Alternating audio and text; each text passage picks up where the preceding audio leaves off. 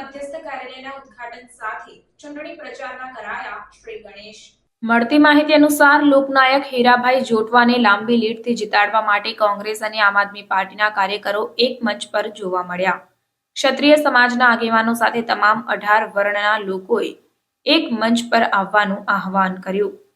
લોકસભા ચૂંટણી 2024ના પડઘમ વાગી ચૂક્યા છે, ત્યારે તમામ પક્ષો ચૂંટણી પ્રચારમાં લાગ્યા છે। ત્યારે જૂનાગઢ લોકસભા બેઠક પર કોંગ્રેસ ઉમેદવાર હીરાભાઈ જોટવા મધ્યસ્થ કાર્યાલયનું માળિયા હાટીનામાં ઉદ્ઘાટન કરાયું છે।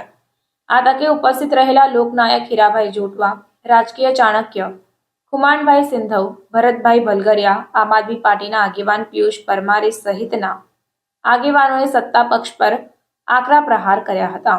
લોકસભાની ચૂંટણીને હવે ગણતરીના દિવસો બાકી રહ્યા છે, તો બીજી તરફ રાજકીય પક્ષોના ઉમેદવારો પણ જાહેર થઈ ચૂક્યા છે અને ઉમેદવારો પણ હવે ચૂંટણી પ્રચારમાં જાહેર થઈ ગયા છે।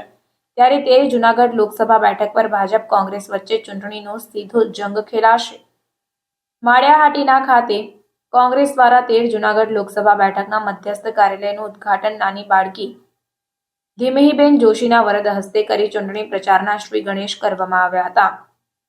ત્યારે આવું સાંભળીએ કોંગ્રેસ આગેવાન ખુમાનભાઈ સિંધવ, ભરતભાઈ ભલગરિયા અને આમ આદમી પાર્ટીના આગેવાન પિયુષ પરમાર દ્વારા શું માહિતી આપવામાં આવી। માળિયા તાલુકાના અમરાપુર ગામેથી પ્રવાસની શરૂઆત કરેલ। આજે માળિયા તાલુકા મથકે એક સભાને સંબોધી, ત્યારે તમામ સમાજ 18 વર્ણના લોકો હાજર રહ્યા અને એક સુરે ખાતરી આપી કે આ વખતે હીરાભાઈને ચૂંટણીમાં જીતાડવા એનું કારણ એ હતું કે ખૂબ ખેડૂતો દુઃખી છે, એમને એમએસપી નથી મળતું, ઋણ માફી નથી આપતા, ખેડૂતની સાધન સામગ્રીમાં 18% જીએસટી છે। ત્યારે આંગણવાડી બહેનોના ડબલ પગાર, આશા વર્કર અને મધ્યાહન ભોજનના ડબલ પગારની જ્યારે વાત થઈ ત્યારે બધા ખૂબ ખુશ થયા।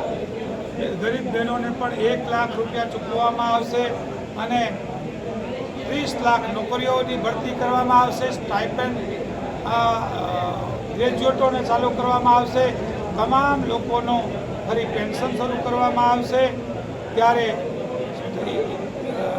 તમામ વર્ગને રાહત તરફ લઈ જાય। ત્યારે તમામ લોકો હાલ પીડિત છે, એમાં ખેડૂતો, કર્મચારીઓ, આરોગ્ય અધિકારીઓ અને ખાસ કરીને જ્યારે હમણાં છેલ્લા સમયથી ના તો કોઈ પોલીસનો ભરતી મેળો, ના તો કોઈ ફોરેસ્ટનો ભરતી મેળો, ના તો કોઈ આરોગ્યનો ભરતી મેળો, ના તો કોઈ શિક્ષકનો ભરતી મેળો, ના તો કોઈ ડૉક્ટર્સનો ભરતી મેળો, માત્ર ને માત્ર ભરતી મેળો એટલે ભાજપમાં ભરતી મેળો ચાલુ રાખ્યો। એમનાથી પ્રજા ત્રાહિમામ થઈ ગઈ અને નેતાઓ લઈ ગયા, પણ આખી જનતા પ્રજા એ અમારી સાથે છે અને એટલો બધો આવકાર છે કે અમારો વિજય નિશ્ચિત છે। એવો આજે રામનવમીના દિવસે ભગવાન રામને રામ કરી અને આજે પ્રવાસ શરૂ કર્યો। ત્યારે ભગવાન રામને કહીએ કે ફરી અમારા વિસ્તારમાં રામ રાજ્ય સ્થાન, એટલી જ વિનંતી સાથે જય શ્રી રામ। ક્ષત્રિય સમાજ વિશે આપ શું કહેવા માંગો છો કે આપણા ભાજપ એ સ્વાભાવિક છે કે સિંહની પૂંછડી ઉપર પગ મૂકવા ન જવાય અને જ્યારે સિંહની પૂંછડી ઉપર પગ મૂકે, વિના કારણે એલફેલ બોલે, તો સ્વાભાવિક કે કોઈ પણ સમાજ હોય તો એમને તકલીફ થવાની જ। આ વિસ્તારમાં ક્ષત્રિયોની વસ્તી વધારે છે, એ લોકોનો પૂરો આક્રોશ છે અને એમ જોતા પૂરા ગુજરાતમાં આક્રોશ છે।